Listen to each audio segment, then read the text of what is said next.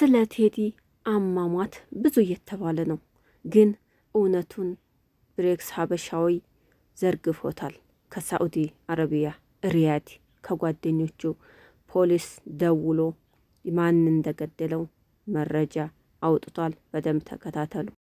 አሰላሙ አለይኩም ወራህመቱላሂ ወበረካቱ። ውድና የተከበራችሁ የመንሱራ ቲዩብ አድማጭ ተመልካቾቼ እንዲሁም ቤተሰቦቼ እንደምን አላችሁ? በያላችሁበት ሰላማችሁ ይብዛ። እንግዲህ ሰሞኑን የቴዲ ሞት ብዙውን ቀልብ ሰብሮ ብዙውን አስለቅሶ የደም እንባ እያስለቀሰ ይገኛል ማለት ነው። እንግዲህ ስለ ቴዲ አሟሟት ብዙ እየተባለ ነው። ወንድሙ ገደለው፣ ጓደኛው ገደለው፣ በሴት ጠጥተው እየተባለ እንግዲህ ያልታወቀ መረጃ እየወጣ ይገኛል ማለት ነው። ትክክለኛ የቴዲ አሟሟት ምንም ባልታወቀ ሁኔታ ሚዲያው ላይ እየተስፋፋ የሚገኘው መረጃ ብሬክስ ሀበሻዊ ተጠንቀቁ፣ ዝም ብላችሁ ሚዲያ ላይ ያልሆነ ወሬ አታውሩ፣ ቴዲን የምቀርበው ቴዲን የማውቀው እኔ ነኝና ስለ መረጃው እውነቱን ስሙት ብሎ ተናግሯል። እንዲህ ይላል መልእክቱ።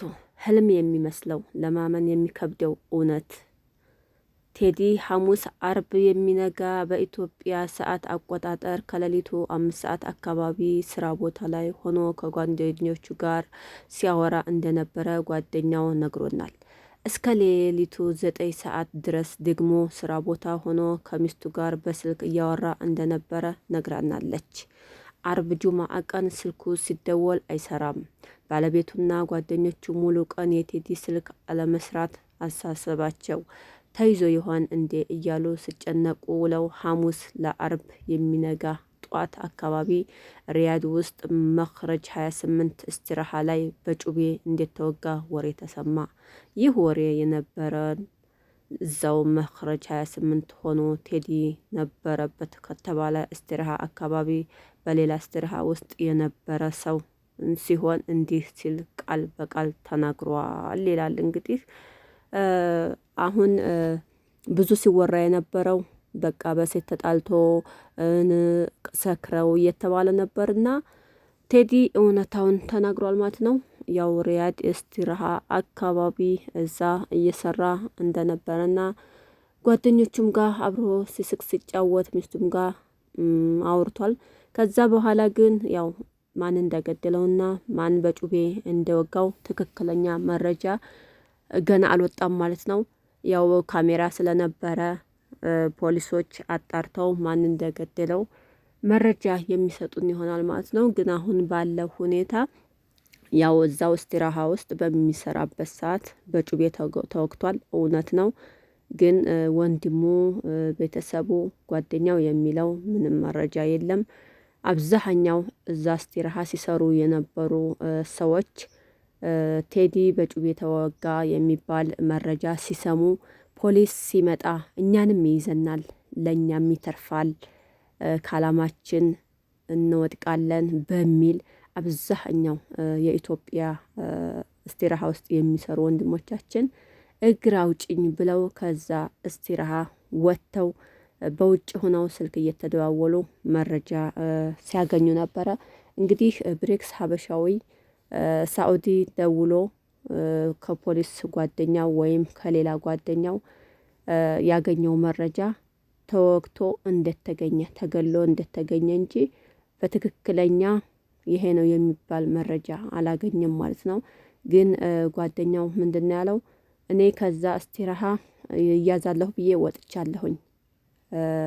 ግን ፖሊስ ላይ እንደደወለው ከሆነ ብሬክስ አሁን ያለበት ሁኔታ በሆስፒታል ውስጥ አስክሬኑ እየተመረመረና መረጃው እስከሚጣራ ድረስ ትንሽ ጠብቁን፣ ታገሱን፣ የቴዲን ትክክለኛ ገዳይ ማወቅ እንችላለን።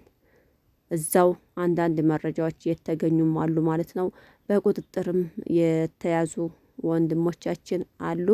ቴዲ እውነቱን ያውጣለት፣ እውነቱን በአደባባይ ይታይ ማለት ነው። እሱ ሙቶ አይቀርም፣ እሱ አፈር ሆኖ አይቀርምና ነገ ጧት የሱ ትክክለኛ ገዳይ መረጃ ወጥቶ ያው እንትን ይበለው ማለት ነው። እና በጣም ከባድ ነው እንግዲህ ስራ ሄዶ በዛ ሰዓት ማንም ጋር እንዳልተጣላና እየሳቀ እየተጫወተ ከሚስቱም ጋር ከጓደኛውም ጋር ሲደዋወል ሲያወራ እንደነበር ነው የተሰማው። እና ምንድነው አንድ ሰው ማለት ነው ምንም ቢሰራ መታወቁ አይቀርም ማለት ነው። አይታወቅብኝም፣ እኔ አልገኝም፣ እኔ አልታይም ብሎ መጥፎ ነገር መስራትና ወንጀል መፈጸም በራሱ ላይ ሌላ ጥቃት፣ ሌላ ነገር እንደሚያመጣ ማወቅ አለበት ማለት ነው። የተደበቀ መቼም አይቀርም። ቴዲ ሙቶ ማንም ሰላም አይኖርም ማለት ነው። ያ ሰውዬ ሁልጊዜ ውስጡን እንደጸጸተውና ውስጡን እንደጎዳው ይኖራል ማለት ነው።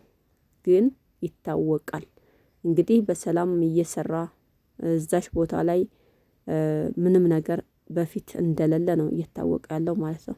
ሚስቱ የምታውቀው መረጃ አልነበረም። መጀመሪያም ስልክ የተደወለለት ለብሬክስ ሀበሻዊ ነው። ስልኩ እንደማይሰራ ጓደኛውም ሚስቱም ተናግረዋል። ከዛ በኋላ ሌላው ጓደኛው ነው ለብሬክስ ሀበሻዊ ደውሎ እንደዚህ ቴዲን ገለውታል፣ እስቲራሃ መክረጅ 28 የሚባል ቦታ ገለውታል ብለው የነገሩትና እሱም ደግሞ በጣም ደንግጦ እያሽከረከረ ስለነበረ በጣም ተደናግጦ የሚለው ጠፍቶበት መኪናውን ቆም አድርጎ ወደ ፖሊሶች ወደ የሚያውቃቸው ጓደኞቹ ለመደወል ችሏል ማለት ነው። ብሬክስ እንደተናገረው ከሆነ አሁን ምን ብዬ ነው ሚስቱ ባለቤቱ ላይ የምደውለው? መሲን ምንድነው ምላት?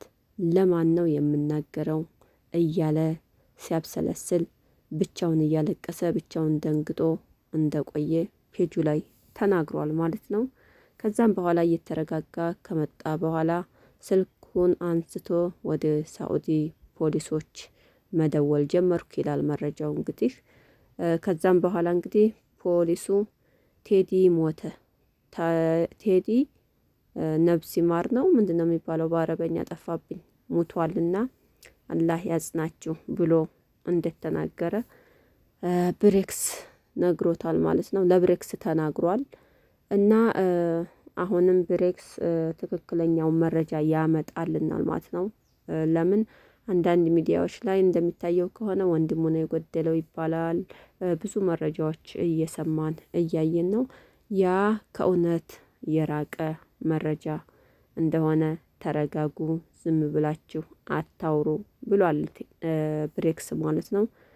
የቴዲን እንግዲህ አሟሟት ትክክለኛውን መረጃ ይመጣልናል። ተረጋግተን እንጠብቃለን። ሲሉኝ ከበት ወደፈ ሲሉኝ ነጻሁ ጎደልክም ሲሉኝ ሞልቼ አላህ ብዬ መሸፈንኩኝ